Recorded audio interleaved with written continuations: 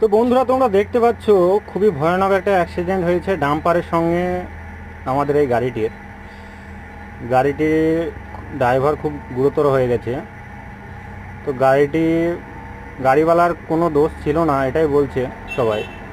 ডাম্পারওয়ালা পেছনে এসে ধাক্কা মেরেছে আর কি।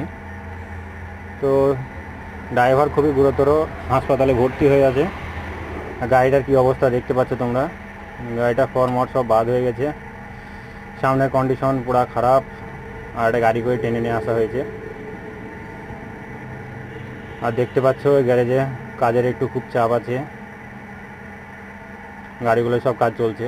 আর যে গাড়িটায় রঙের কাজ চলছিল সেটা প্রাইমার হলো আজকে, প্রাইমারের কাজ কমপ্লিট হলো। আর ভেতরেও কাজ চলছে। আর সব এই যে পড়ে আছে 400 ডিফেন্সেল ট্র্যাক্টরের ইঞ্জিন। তো কারোর যদি এরকম মেশিন ভ্যান লাগে কল করো এই নাম্বার।